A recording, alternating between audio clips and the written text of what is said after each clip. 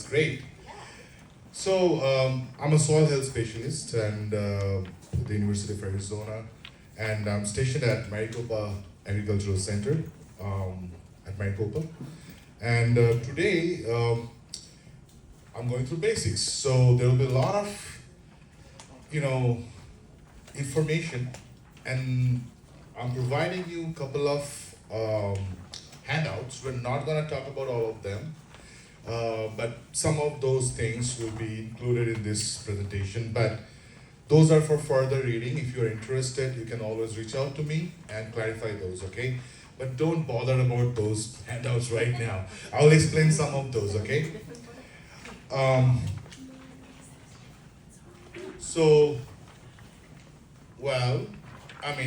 If I ask one of you, I don't want to make it a classroom because I don't teach.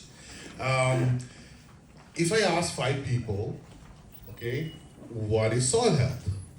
And I can guarantee you, at least there will be 3 different definitions, right? Because soil health is a concept, it's an idea, fancy words, right? Soil health is something that makes our soil manageable. What do we mean by that? So if you are a cattle grower versus you are a vegetable grower versus you are an alfalfa grower versus you are a cotton grower, right?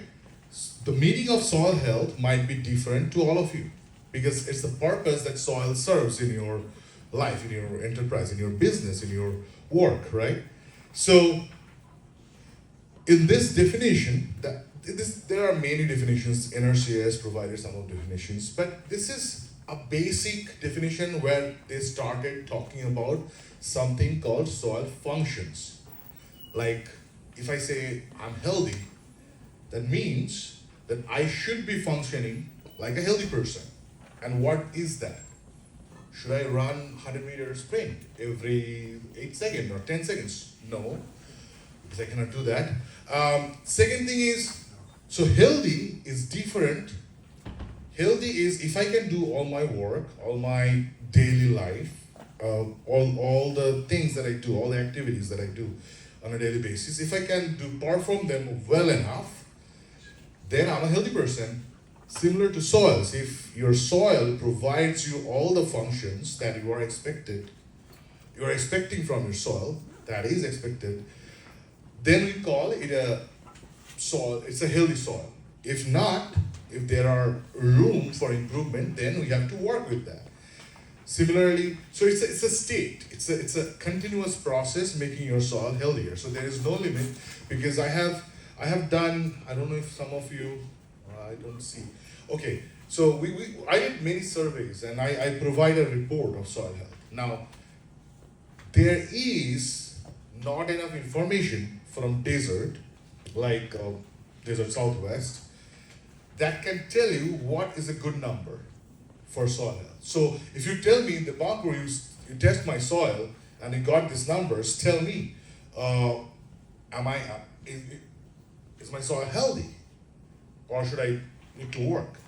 So that is where I'm working right now. It's been 2.5 years almost. We're trying to collect as much data, but we do not have as much data to say, now you can call your soil healthy. So it's a process for us because we have a climate, we have an environment that is making our soil little different than healthier soils in other regions of this country or globally. What I'm trying to say is, if we try to compare a healthy soil from Mississippi or Minnesota or Idaho, we might not be the healthy soil, but that should not be the comparison, right? Because they don't have as much sunlight like we do. They don't have irrigated systems like we do. They don't have as much soils like we do. Also, they don't have enough nutrients and mineral-rich soils that we got. So our definition of soil health will be different. I'm trying to clarify this at the very first slide because as we move forward, as we talk about all these principles, all these values, all these indicators, so there is a handout, 1 or 2 page, that talks about different indicators of soil health that are not traditionally serviced in a commercial lab, they don't tell you those numbers. There are certain labs that do that, but not commercially done very popularly now. But it's coming, and maybe 4, 5, 10 years, there will be labs doing those tests. So we'll be talking about those. So I'm trying to make it clear that we do not have enough information to look at those numbers and tell your soil is healthy or certify that. Like a lot of labs do that. They have a index or something. So I'm trying to create an index for our state. Probably in 1 year we will have that equation, but right now we don't. It's a lot of mathematical work. But we have ideas. We have some basic ideas that what are the parameters or indicators that we should look at, and we should be improving over the time, okay?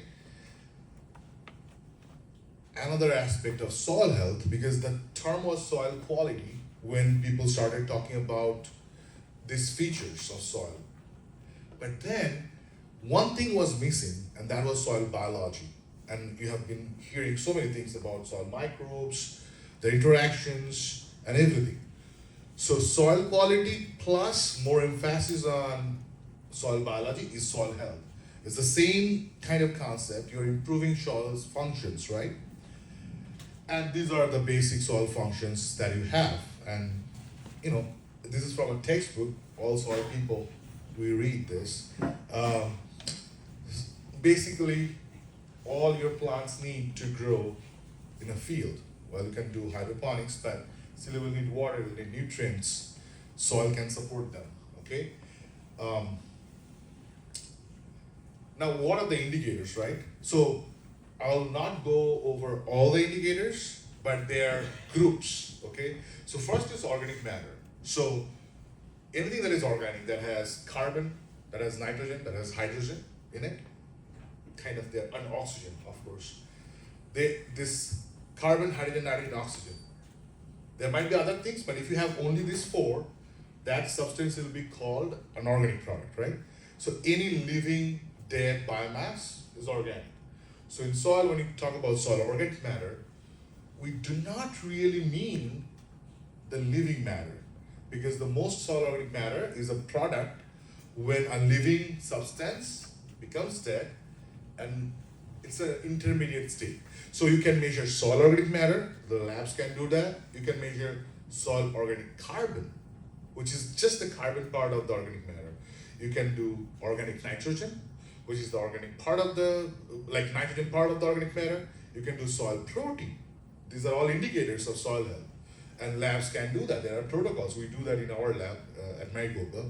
So organic matter is one of the important stuff, one of the most important parameter for soil health, just because it is so rare. The things that are rare are more expensive, right? And more important. If you take the total soil, if it is 100%, there is a slide, I will talk about that more on that. There is only 5% in a great soil. Like if you go to very carbon, organic matter rich soils, you will find 4, 5, 6%. I've seen that. I moved from South Dakota. There were some soils, 6.5 organic matter. But that's the maximum of organic matter you have.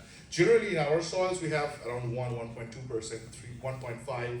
If you do a lot of organic, you add a lot of organic, like manure, compost, all those stuff, you probably have a 2, 2.5, 3.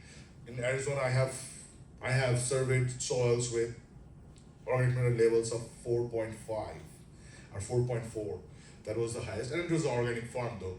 So what I'm trying to say is a minimum. It's a very little amount of the total soil, but it drives so many things, because the rest of it is non-living or is non-organic. So there are minerals, which is almost 45%. There is water and air. That's it. So only the 5% of the soil is what makes soil living. So soil health, when you're talking about soil health, you have this idea of health, living, nature, life. That's organic matter, okay?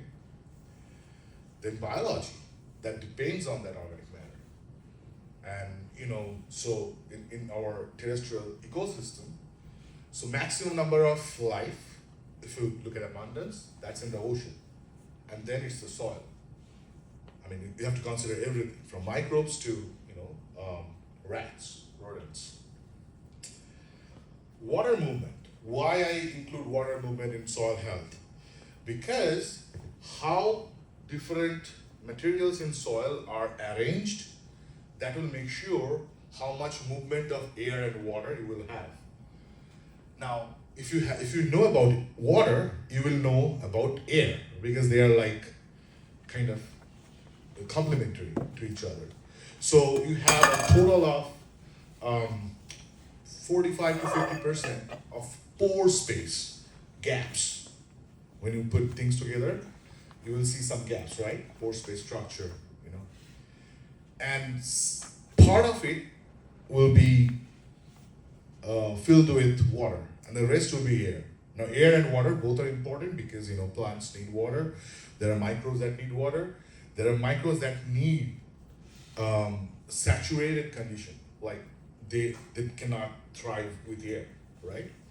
And there again, the roots need air. There are microbes that need air. There are biology that needs air in the soil. So you need a nice balance of air and water. So when you irrigate, you don't want to saturate, because you will have all water, no air. So it's an imbalanced system.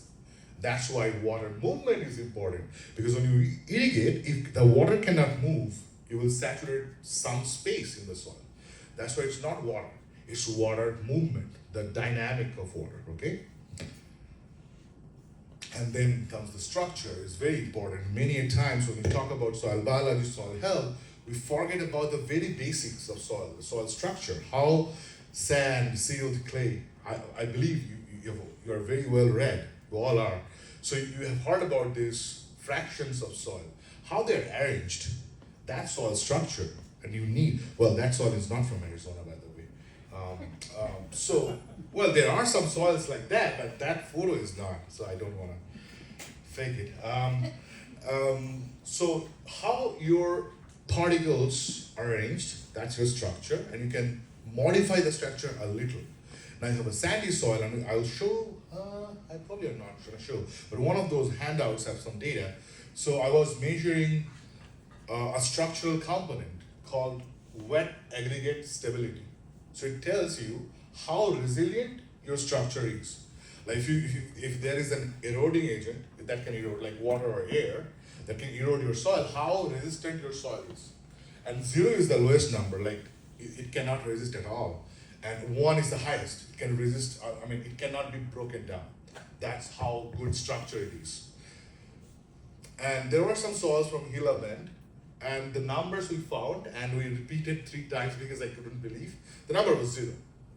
And I was like, yeah, I can guess that, because we put some water pressure to try to break those aggregates, right? And those are broken down very soon. But we did some cover cropping, we did some grazing, and that became, I think, 0.15 the first season after this.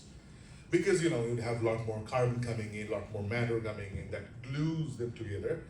And the most important glue in the soil is actually water, because it's everywhere. It can stick things. So that's why you want to keep your water, your soils nice and moist. So it's not too much to break them down, but it's not too less to make it prone to erosion, like wind erosion and stuff. And ultimately the fertility. Your plants need food to grow. How well your soil is set up to provide the nutrient, and it doesn't really matter how much you are adding to the soil. Because if your soil is not equipped enough, you can add as much as nutrient you want, and it won't help your crop. So there are numbers of processes that makes a nutrient available. Why the phosphorus is a problem in Arizona? It's because we have a chemistry, we have a soil with pH, a very high pH. Phosphorus is not available. We're going to look at those. So pH is actually one of the primary indicator. So when I was younger, like in our classes, the teachers used to ask, like, if you have the time to do only one test in your soil, what test you should do to have maximum number of most number of information. Because some of them you can directly get from pH, And some of those information we can get indirectly from pH, just how does pH works. Like if I look at a pH which is 8.5, so my first question will be definitely you have a problem and maybe you have a sodium problem too. Now 8.5 is very high. Now 8.1 is not very high. There are many soils in Arizona that is 8.1, 7.9, 8. Now there is a number, 8.2. If your pH is above 8.2, you should be checking for sodium. Because sodium pushes it, because there is an equilibrium at 8.2. If it is pushing above 8.2, there is a 50% chance or more that it is a sodium problem. If it is less than, if it is 8.2 or 8.1, you still have a problem with pH, but you may not have any sodium problem. Now, if you go back and look at your soil test reports, and I have some example soil test reports, I guess, or maybe not this time. Yeah, so think about that. When you go back in your soil test report, look at your pH, and if you've done the elements, look at your sodium percentage. And you might find percent sodium more than 3, which is a sodicity problem. So if you have more than 3 sodium saturation, percent sodium, you have a problem, okay? So check your pH, check your sodium, and if you have a sodium problem, then you have to manage that thing. And why there is a problem? Because above certain pH levels, nutrients are not available to the plant. They are not soluble. They mix complexes with other elements. They make compounds that cannot be broken down, so plants cannot take them up. Plants can only take, mostly plants can take the nutrients that are broken down, that are in ionic forms, and they go with water. They should be soluble. So all your fertilizers are very, very soluble, and they are salts. So when you apply fertilizer, think about salts, think about solubility, okay? So if you have too much water, it will leach it down. Someone was talking about that in the earlier presentation, that probably applying too much water, losing the water out of the root zone. So a root zone is like it was talking about 12 inches, 14 inches, where the maximum root stays. I mean, 80%, 85% of roots are there. There might be some tap roots here and there, but 80-85% of the root is generally around 12 to 18 inches, and it's called the rhizosphere, the area around the root zone. And that's where you need your nutrients. If it is outside those rhizosphere, you may not have systems to suck them up. So you have to keep the rhizosphere zone evenly moist, not too much, not too less, because the pH is another thing that is making your nutrients becoming unavailable. And so see, the range is around 6.5 to 7.5, the neutral pH, where most of the nutrients are available. If you go acidic pH, which we probably don't have, might be some in the uphill system, because in uphill system, if you have a system where water flows downwards too much, it might leach the bases and it makes it acid. So there are some places in Wilcox and all those areas I have visited. If you have an acidic pH, you will have problems with, problems means toxicity level problems with micronutrients like manganese or iron or aluminum, right? We don't have that problem. We have the opposite problem. Too high pH, and we don't have enough phosphorus because all of them are fixed, okay? So the thickness of those bars are like, availability of nutrients. And this is the problem with phosphorus, and this is where we are. Most of our soils are in that range where phosphorus is fixed by calcium. There are a lot of calcium. Phosphorus is a negative ion, calcium positive, they love each other, make complex that is insoluble. And that's why you can add as much as phosphorus you want. If you don't correct your soil health, your pH, you will not be getting too much phosphorus availability. Most of the phosphorus is fixed. I mean, the fertilizer use efficiency, if you look at studies, you will find less than 20% in many places. 25 is great. In Arizona, if you get 25%, like you add 100 pounds, you get 25 pounds, your plants get 25 pounds, you are great at managing phosphorus. Generally, we get 20, 22%, 18%, 19%, even below than that. let's not go there. So that's why we suggest that you don't add too much at a time. Add it slowly, add it early enough so that it has enough time to get released. All these things, okay? Now, a little about soil biology. Just let's not get into their species or genus or their families. Let's not talk about them. Let's think of biology as a group of microorganisms. Why they are so important? Because, as I told you, there are organic matter, and those organic matter needs to be decomposed. They need to be broken down because they can catch a lot of nutrients. They can hold a lot of nutrients, but they need to be broken down to make those nutrients available for the plant uptake, right? So these microbes do that. So they cycle nutrients, and they can also break down these calcium phosphates. So I'm doing a study. I don't have the data yet. This is my first year doing that study. We're looking at certain microorganisms. It's called phosphate solubilizing microorganisms. Now there are hundreds of products everywhere, and all those people say, I don't know if you are one of them, but we all think those products are great and they will change your life. But I like to look for the product that has a microorganism listed there and just copy the label, find those microorganisms names, copy and search on Google if you can access that on those packages, and see if those microorganisms have been reported to do something for your soils. Because you can put as much as bacteria you want.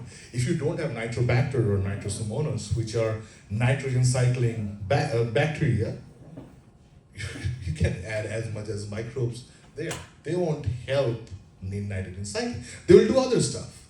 They might balance with pathogens and other stuff, but they are not helping you with nitrogen. Similarly with phosphorus, you need to have phosphorus solubilizing microorganism or bacteria to help you with phosphorus.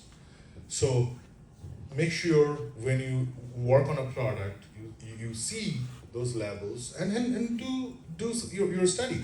There's everything online. Just find those scientific names. They're generally in italics. Just copy and paste on Google and see what they do. Okay? Because microbes are very, very important and I personally believe if we find or if we custom design biofertilizers, I call them biofertilizers, they should have living cultures, most of them are non-living, then you put them in a media, they're living. So you need cultures of bacteria to be present. Only carbon, only acids will not help you with biology that much. It just changes the environment for some time. Their purpose is different, but they're not biofertilizer. They will not boost your biology as the way you think. Okay? You need to have microbials. Okay? Salt. Okay? Now, salt is a big problem, but I don't look at it as a problem, because this is something we cannot correct. We cannot rectify in desert, arid soils, because it's like there are places, and it's a culture of this place. I call salts a culture of our desert. It's fine. We have to manage it. We have a high pH. We have a lot of salts. We have to manage it, and that's all. We need to stay on top of it, regular monitor. Like you are adding, let's say you are adding a compost from a company, right? And you are not monitoring your salts. That manure might be adding too much salt in your system. Another thing is fertilizers. If you add too much fertilizer that is not really used up by the plant, it's just salt. It's a soluble salt. It will do all the bad things you can think of. So be careful about how much fertilizer you're using. Be careful about if you're using a source of compost, manure, any organic product that does not have a label that says that the EC value or the salt concentration or total dissolved solids, all these numbers. If you don't have that, you can ask and test that product. Send it to a lab and check how much salt is there, because you never know. Excuse me. ESP and SAR are the measurements that you should do if you think you have a sodium problem. Okay, those are additional tests. You have to ask the commercial lab to calculate those. Sorry.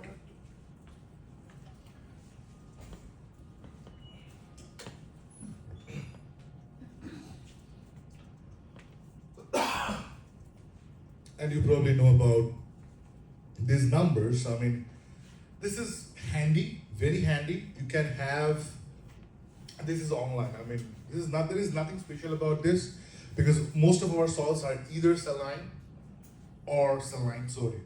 Okay, we have salt problems, so it's easy. We know that we have salt problems. So external sources you should be careful about, like water, manure, compost, whatever external sources of substance that might have salt. You should be checking those very frequently. Okay. Now, why we have the salt problem? Let's talk about that. Because we have too much sunlight, right? And too little rain. So think about salts. They're soluble or insoluble, but they move with water, right? You need water or some kind of media to move salts in the soil. Now, if you think about precipitation, any kind, water that is going downward will push salts downward. And then evapotranspiration, you know, where plants are transpiring, there is evaporation happening from the surface that is wet. So this is an upward movement of water. Now, these are water movement scenarios. But salts cannot move out of soils, right? So if you have more evapotranspiration than precipitation, so you'll have a salt buildup because it is bringing salts from everywhere, leaving it on the topsoil. It's not the surface, but it's the topsoil because after that the water evaporates and salts stay there. So look at our numbers here in Arizona. So this is like 63 inches per year deficit. And that's the old data. Right now, it's worse than that. So you have little precipitation, too much evapotranspiration, that pulls all your salts out. Kind of like this way. So this thick, I just made it to this bag so it doesn't have an animation. I'll do that next time. But look at those salts that can move with water. And if you have more pulled upward than the downward movement of water, you have salt problem. Plain and simple. How you can stop that? Can you add a bunch of water and stop that? No. You can irrigate, but it will dry up and water will move upward again. So literally you cannot do much with the salt. All you can do to manage the salt so that it doesn't harm the germination. Okay? That's the most sensitive time when salt is a problem. So manage your salts using water because that's the best management of salt ever. So manage your water so that you can manage your salt outside and push them outside the root zone or the seeding zone so that you can germinate and the plants grow up. They will be strong enough because it's adaptation. You have a question? No? Okay. So I mean, you have to manage salt. You cannot correct salt, okay? So, and all your irrigation system, all your soil amendments, all your crops that you grow, think about, okay, this is my problem. I have salts. I can manage. I have this much water. What I can do, and think about how you can manage at least for the very beginning. There are certain crops that you cannot grow in high salts. Like we cannot grow a lot of beans that we can grow in other areas. I tried growing like for cover crop purposes, growing peas and lentils and stuff. These are hard to grow here. They don't like salts. They're very, very sensitive. But we have some beans that you can grow here. I have seen tapery beans growing pretty well. I've seen fava beans growing pretty well. So we have to choose our instrument and kind of consider our condition. And this is climate. This is chemistry. These are fundamental, okay? This is the chart I was talking about.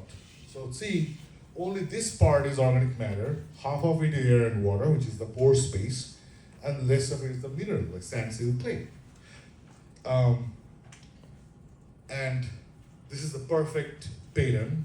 I mean, a slice of soil. Our soils don't look like this. Okay? I have found the darkest layer is actually 2 inches deep in Arizona, in many places. Especially because how these dark layers are formed, it's carbon, right? It's the microbial work on carbon or organic matter.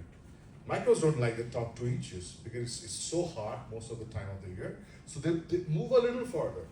So the soil sampling, when people do soil sampling for soil health or soil microbiology, previously it was suggested to do like top 3 centimeters, which is less than 2 inches, or sometimes top 3, top 6, top 12. I think I have done some of the studies, and we have seen that 1 feet sample is the best correlation, has the best correlation with yield and all other soil health attributes. 1 feet.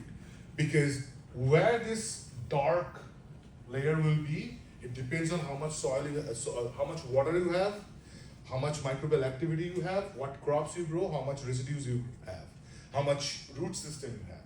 So, but this is a typical grasslands prairie system where you have perfectly dark horizon in the top and then all the stuff. And I'm sorry, let me interject there for a minute. You said 1 foot? 1 foot sample, right, 12 inches. Yeah, that's the perfect. I mean, and it is actually helpful because you don't have to collect a lot of cores. And so, yeah. And I personally like, let's talk about soil sampling a little bit. I personally like that you keep your core intact. Make sure it's symmetric. That's the best way to sample, okay? You just try to make it, so there are some probes on Amazon right now, $20, $30. I mean, they're pretty good. They're pretty cheap, they're pretty good. If your soil is too hard, just irrigate a little bit. Just add some water. So many times we go to the field, we have like carboys full of water because we know we might be having some hard soils. We put some water from the carboys, we flag it, we wait in the truck for 10-15 minutes and then collect the soil sample. It's not a problem. If you add water and collect soil sample, it's not a problem. Water will move on a little bit of stuff, but if you dry it up, because all our analyses are done on dried soils, it's the same. So don't worry about like adding some water and collecting a soil sample. What you need is an intact core and symmetric core. That's what you need. Well, we talked about the soil health and soil organic matter connection. Although this is only 5% or less, it still regulates all the life in the soil. And this is some more advanced understanding. We don't have a lot of understanding of this still. We were still exploring, but definitely we know that microbes help to decompose organic matters, that is important, or cycle nutrients, because organic matter catch a lot of nutrients. And this is another reason why we don't have a lot of carbon in our soil. Any reaction is regulated by temperature. Generally, the higher the temperature, the reaction rate increases.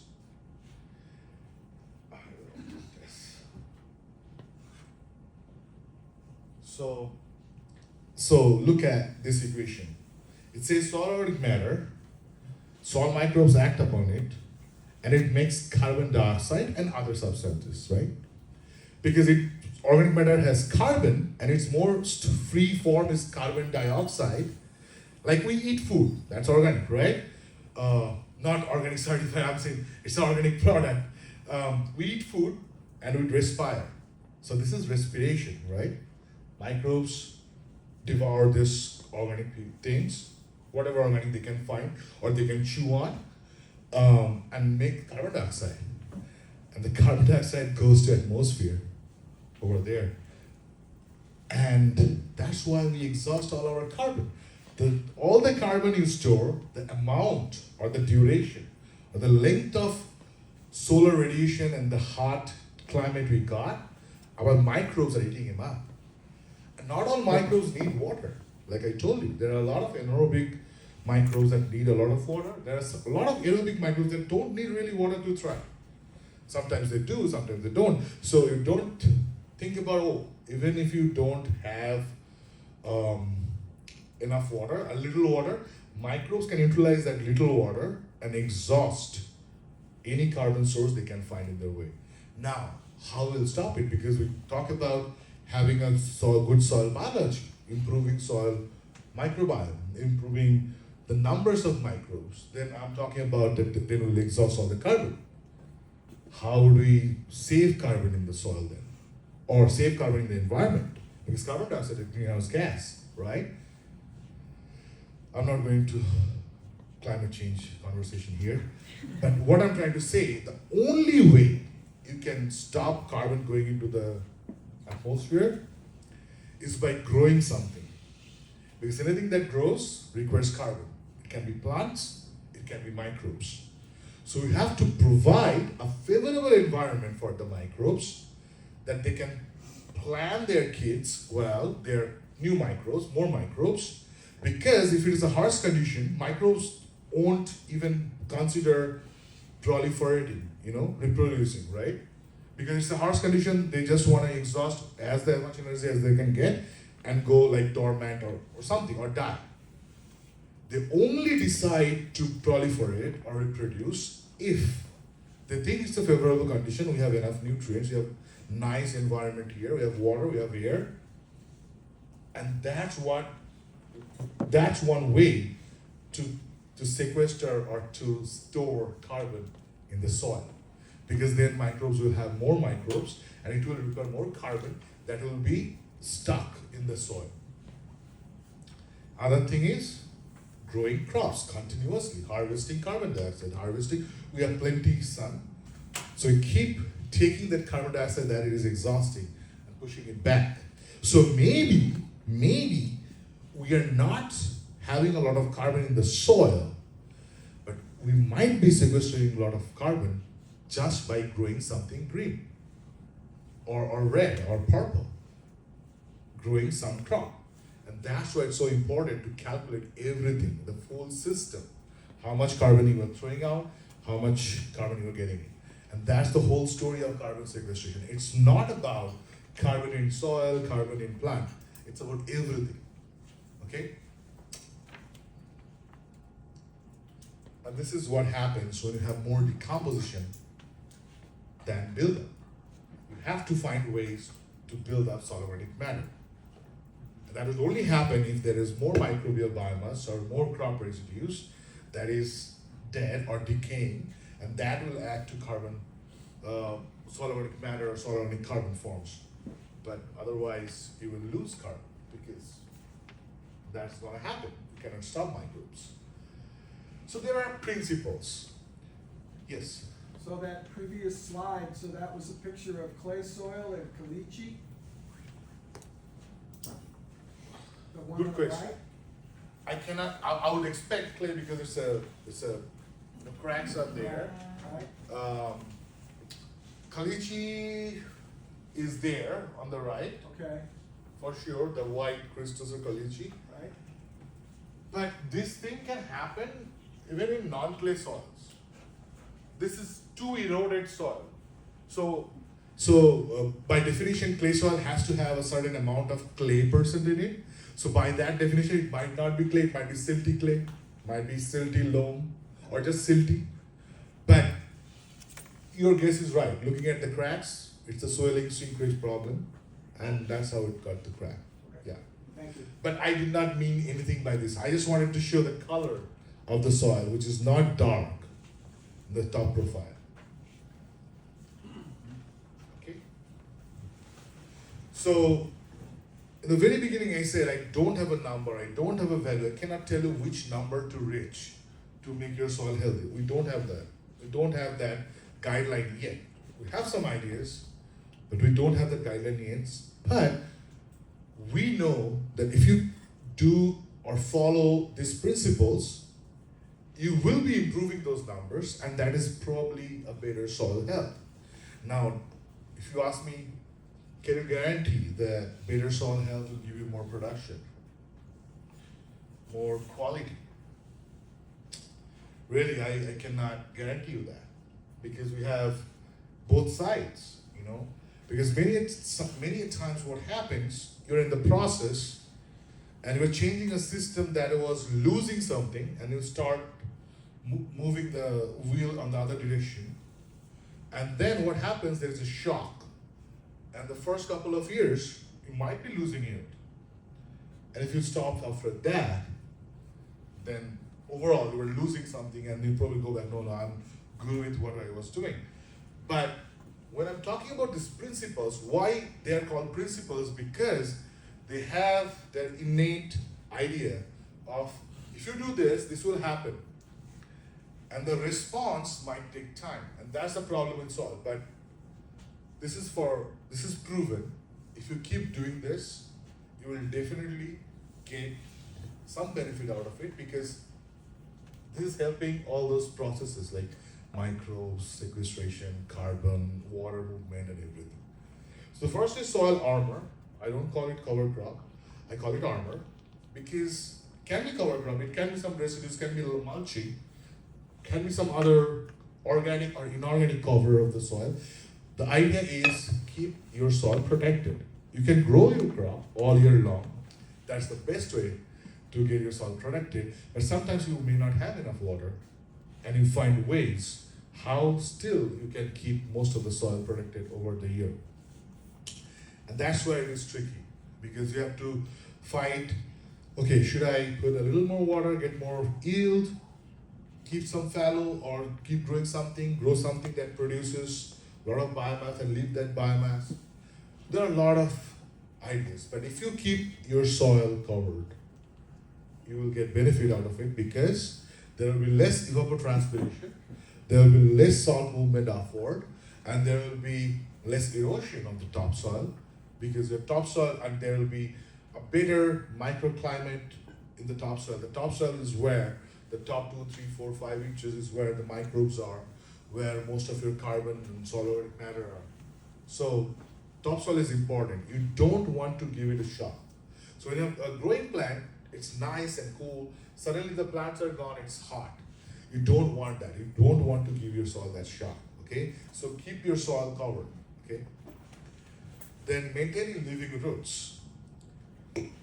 Living roots, why I mentioned the living roots? Because we have to have a connection between the soil, the atmosphere above soil and the below ground environment, right?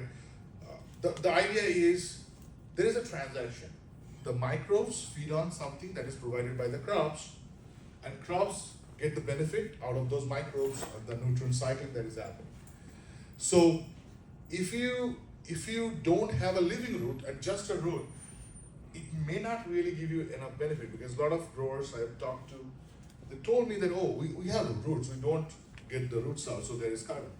No, that carbon is so hard to decompose. They have mostly lignin-based products. Those microbes cannot really use those carbon, you know. So you have to have a living root and let the plant feed the biology in the soil because as the plants grow, they will exude some carbon-based sugars that those microbes like, and then they will have a better environment there. So maintaining living root is important. So think about the connection above ground to below ground. Okay? Ecosystem diversity. Try to grow different crops. Don't grow the same crop over and over. Because you don't want to exhaust a certain kind of resources from your system. Rather balance it out over the whole season. It doesn't have to be a 1-year rotation. You can use 2 or 3 year rotation and grow 3 or 4 different crops over 3 years. Still, it's good. But don't grow same crop over and over. If you have to grow certain crop, try changing the window or have something different growing after that. Like if you need to grow lettuce or need to grow tomatoes because there is a demand, there is a market. And you have to grow because your cash is important. Otherwise there is no farm. So if you grow, you have to grow tomato, find a way how you can include maximum amount of diversity around tomatoes, right? Grow something that will, because tomatoes will not produce a lot of biomass that will go into the soil. So grow something that will produce some biomass and help the soil. Grow something that is not tomato, and not like tomato, around tomatoes, okay? Things like that. Biology, we talked about it. There are products that can help, or you create an environment so that your existing biology is living a better life there. This is so the topic is a little critical, livestock integration. Critical why? Because there are a lot of food safety concerns that is tricky with livestock integration, and I work with food safety projects, so I understand those are mutual concerns. But if you don't have, then if you can integrate livestock, and I'm also working on some project flowers here. We're trying to get into some projects where, because I have found, we have done some survey and some preliminary studies, I have found immense benefit out of livestock. And a manure may have more salts, but when it's coming from livestock, it might not be that harmful because it's so spotty, it's not as intense when a livestock is there. It's crazy. And then there are other ecosystem benefit that comes out of livestock. And then if you think of a system that is kind of roaming around and can digest stuff and cycle nutrients inside their gut, and there is a well-maintained temperature inside livestock gut, not like 120 or 30 or 50. So it kind of stays the same. So the nutrient cycling, there are microbes too in their gut. So they can also cycle, eat those carbon-based products. There are microbes, and then cycle those nutrients back and add some carbon back to the soil. Carbon and other beneficial things. And the last thing is, especially for desert, we have to find ways to minimize, I'm sorry, this thing is so ugly, but it says minimize soil disturbance.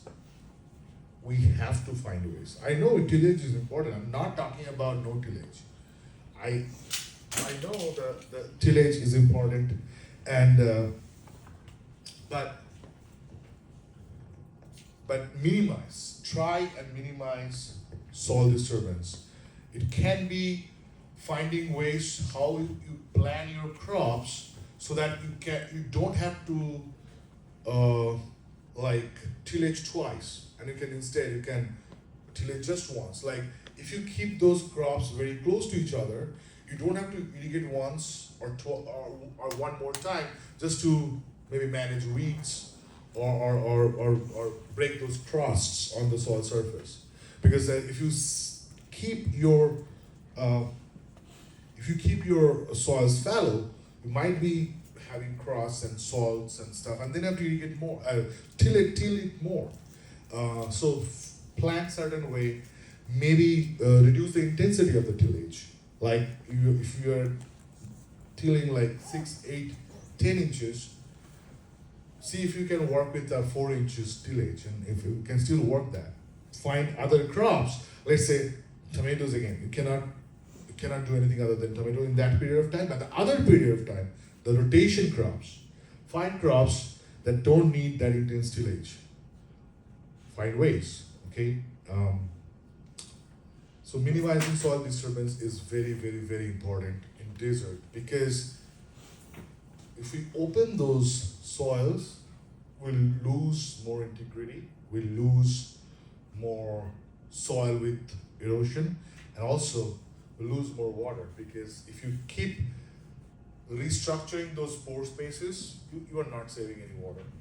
There are some micro pore spaces where water can stay if you don't till a lot. And there are microbes living in the very, very small, tiny corner of that pore. I don't have photos, but yeah, those are cool photos if you go and search online, like how a micro pore space look like and how the microbes are living there.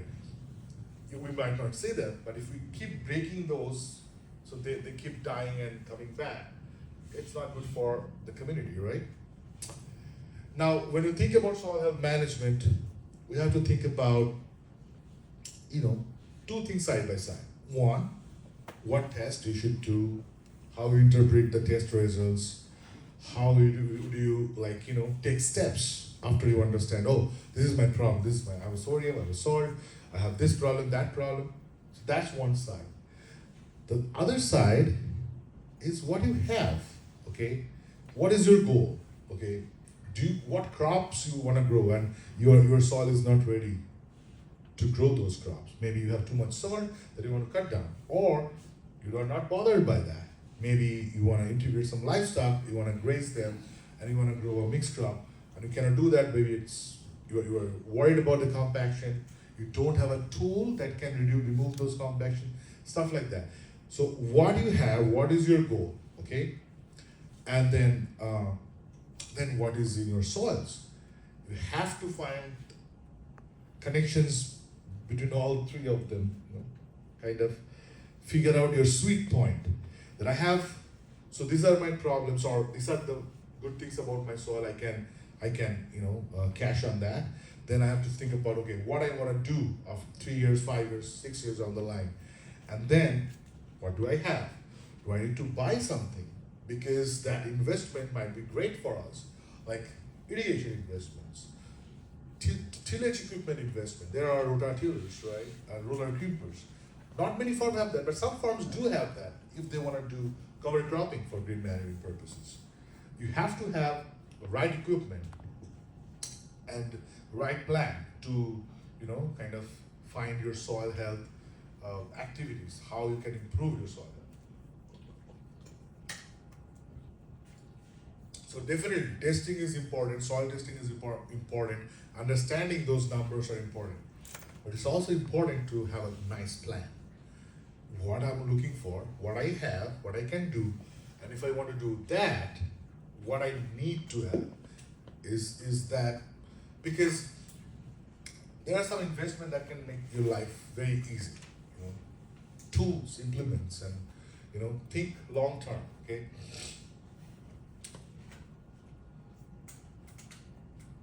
Well, this is about minimizing soil disturbance. This is about how you can reduce your tillage, number of times, number of frequencies. Calculate how many times you did last year and what depths. Track them and see next year if you can do that better. Do I really need it? Well, there are some weeds coming up, but I'm not growing any crop in next 1 month. Why don't I wait? Or I have weed problems. Can we manage that weed in certain other ways rather than tilling the ground, like roller gripping the weeds? So you can just use the weed biomass, shallow, and you do a shallow tillage. Yeah. So you have to do tillage, you do tillage, but find ways how you can reduce it. Okay. Conservation tillage. Those photos are just examples that people did. But those, you can be very innovative, right? And definitely track how much tilling you are doing, how much disturbance you are making. And next year, your resolution should be where I can reduce it, where I could maybe take a chance and go 2 inch shallower or 4 inch shallower than last year. That's how you improve your soil with time. It's a slow process. There is no pill for it. There is no tonic for it. It's a time-consuming process, okay? Then cover your soil. Find ways.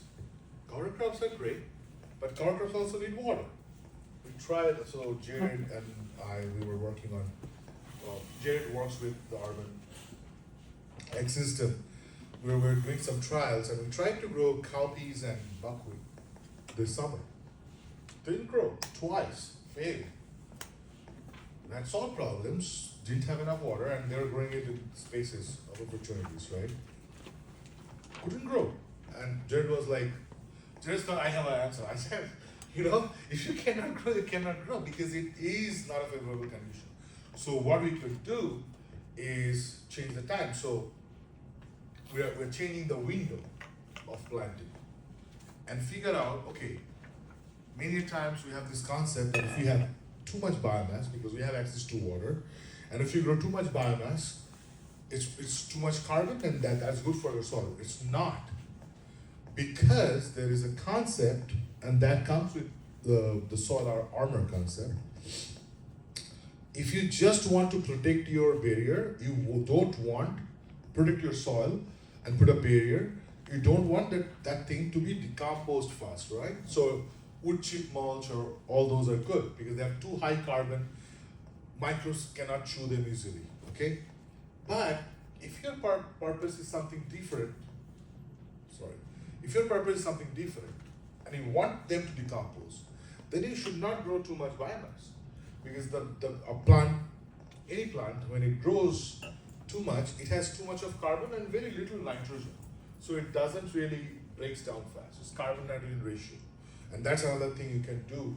You can test in your lab. Like you can send your cover crop and you can see what is the carbon nitrogen ratio of the biomass, and you can identify how long it will take to break those residues down, to get that carbon in the soil, to get those nitrogen back in the soil.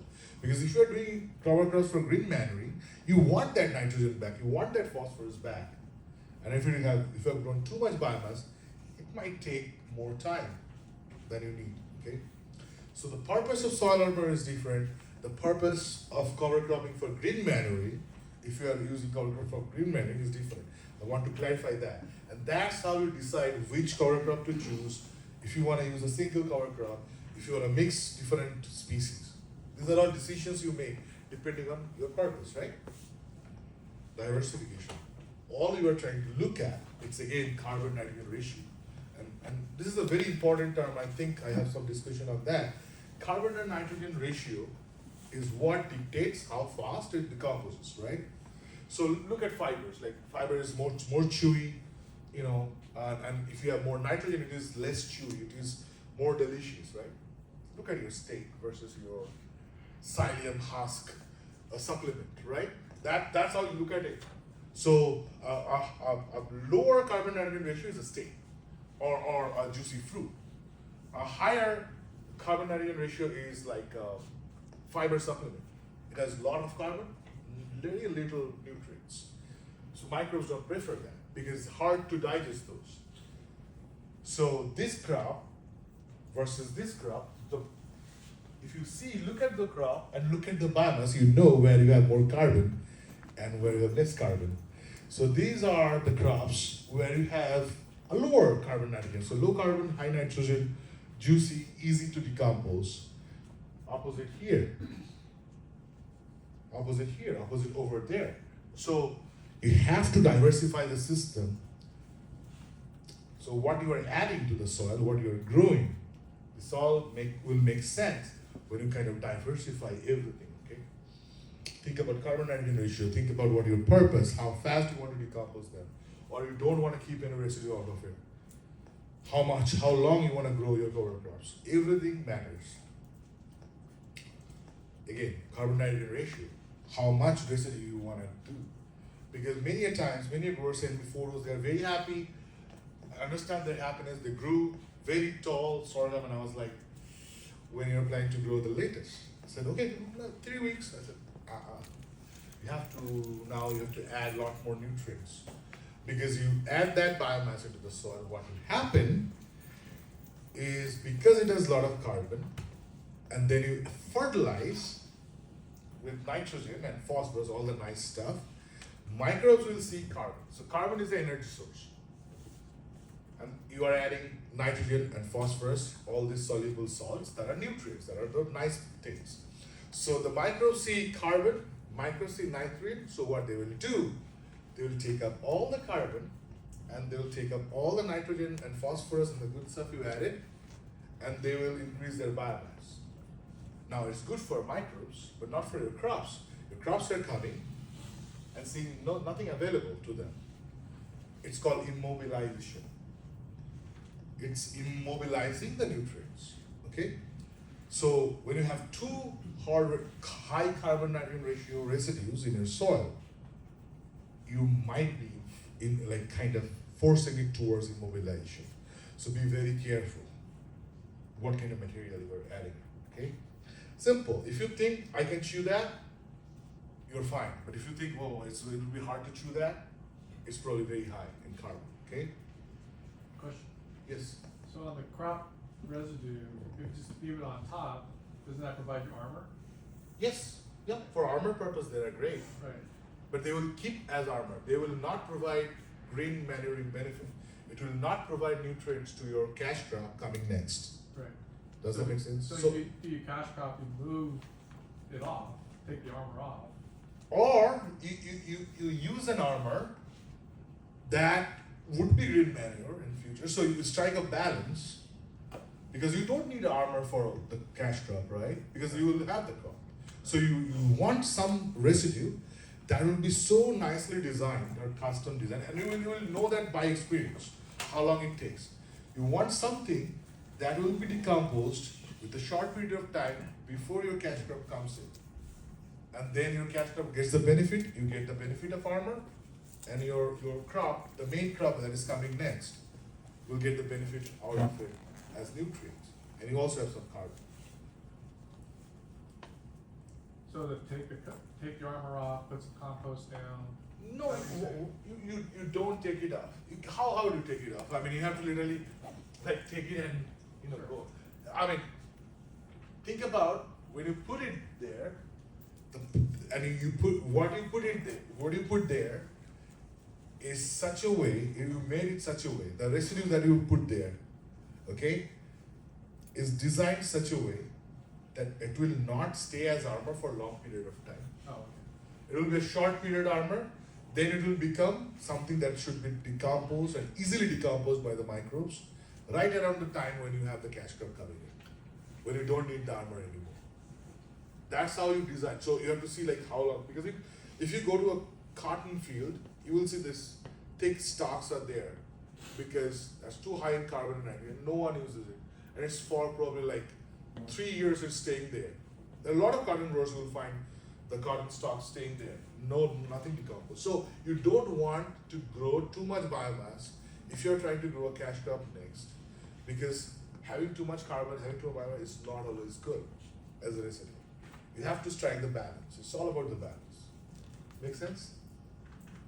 So your cover crops can play all these benefits, like, okay? So we talked about the cover, like armor, organic matter. It can add nutrients. You can have legumes in your cover crop that can add and fix nitrogen, wind and pest pressure. So nature is an open ground. If you have sunlight, if you have water, and if you have carbon dioxide, something will grow. Some green thing will grow, green, purple. So it's better you grow something or nature grows something. So nature grows weeds because to nature it's all same, right? So if you keep a fallow ground and if there is any way there is a source of water, you have abundant sunlight, you have carbon dioxide in the atmosphere, there will be weeds. So one way you grow some cover crops, add some benefits, and not grow weeds. Okay? Pest, I did not do a lot of study on this, but there are studies that can say that these cover crops can harbor or forage for like beneficials, right? That can help your pest management for the next crop. Soil moisture use efficiency.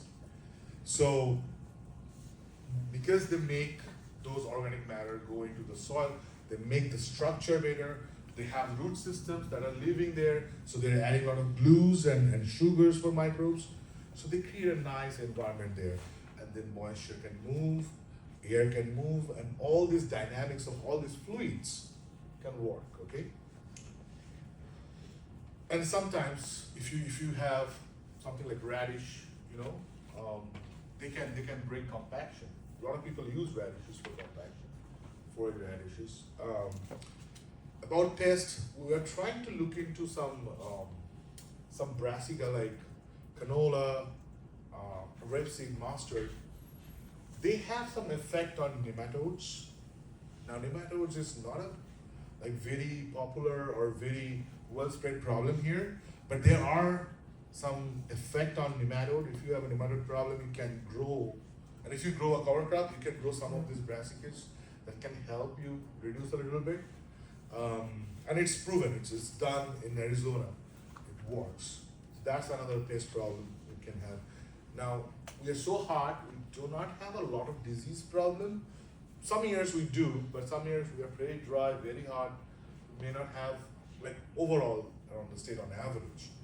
But some cover crops also help with like soil-borne pathogens. They can kill them.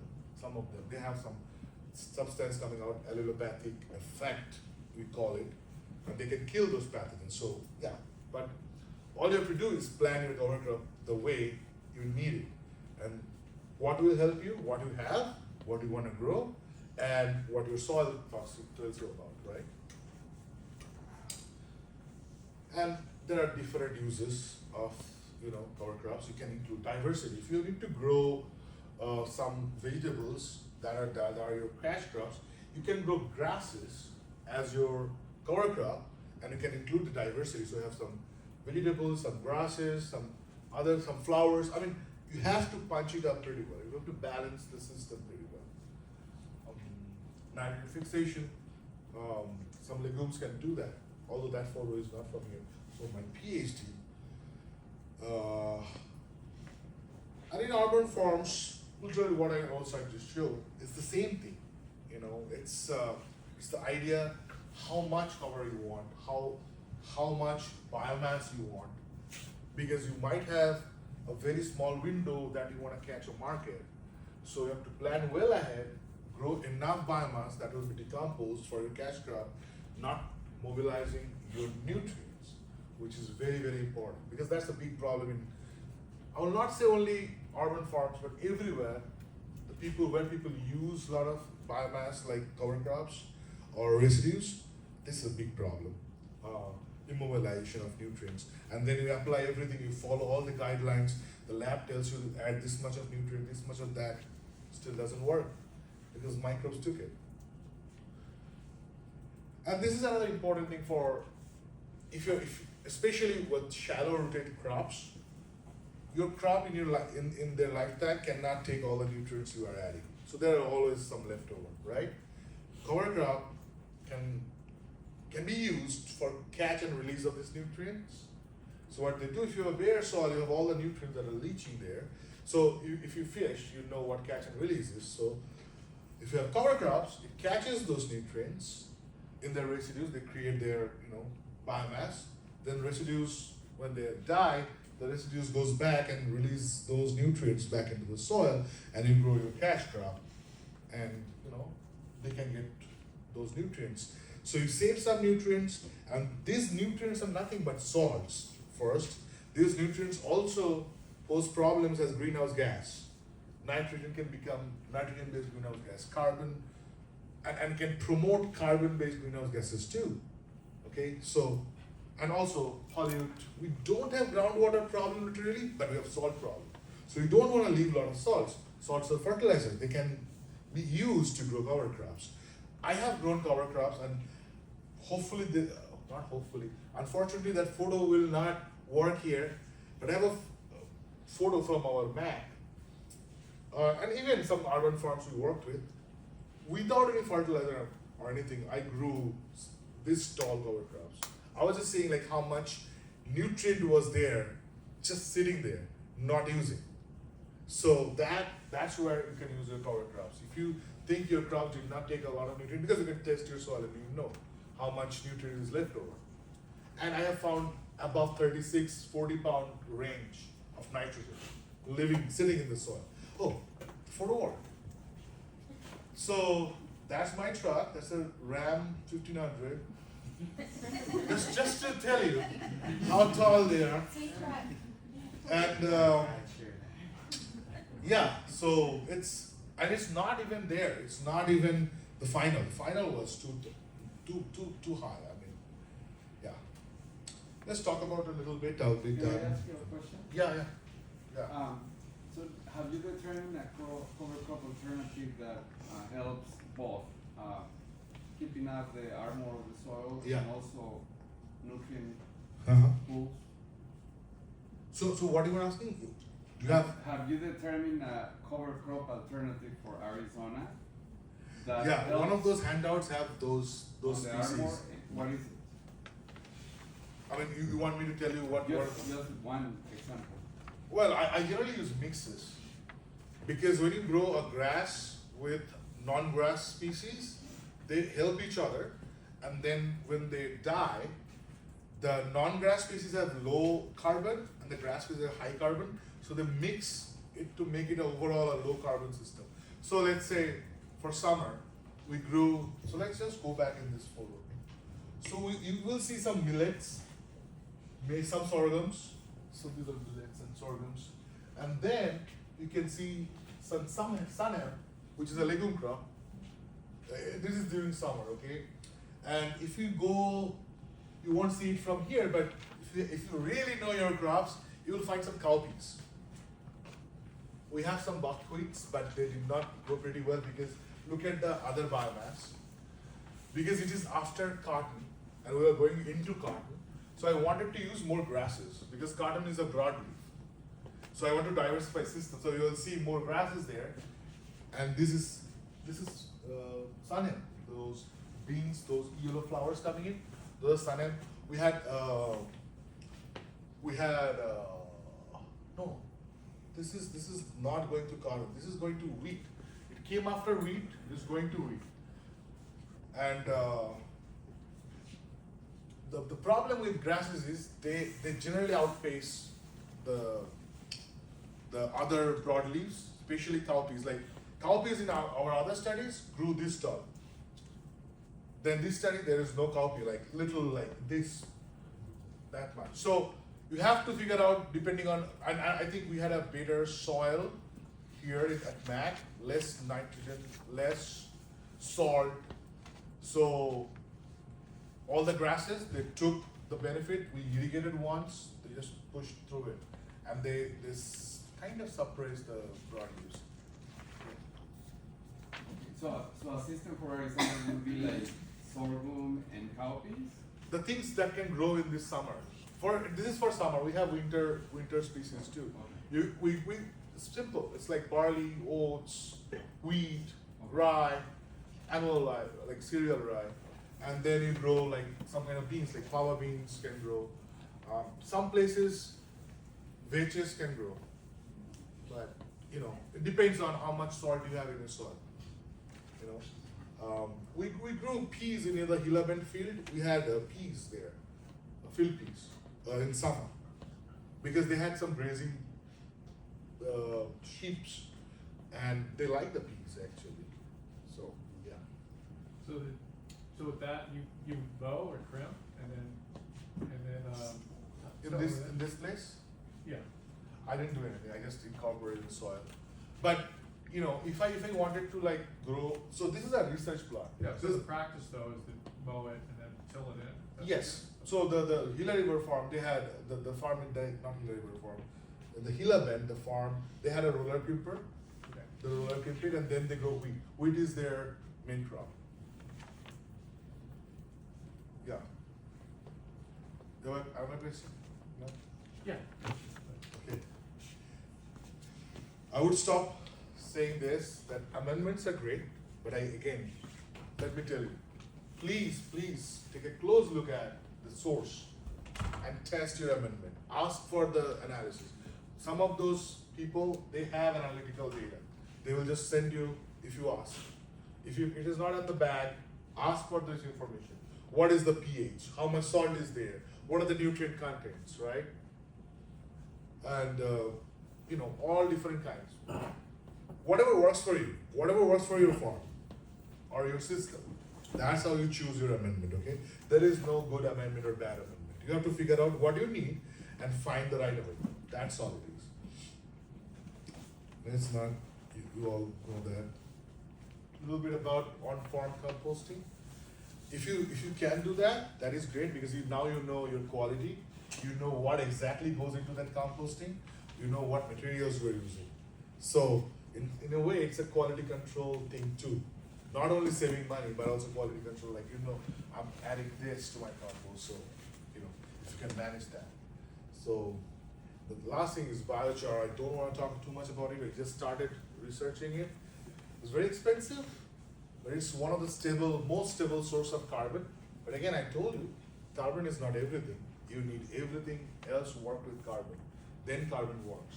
But if you want to really improve your carbon, like your only agenda is, I'll have more soil organic carbon there.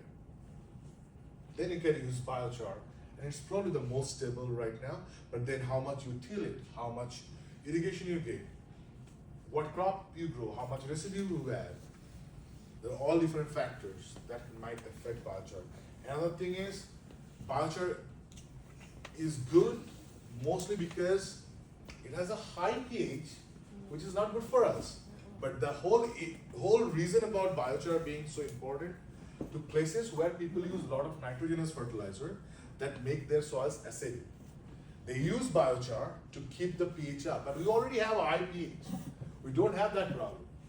So for us, if we want to buy or use biochar, we have to make sure what is the pH of the biochar, what is the material of the biochar.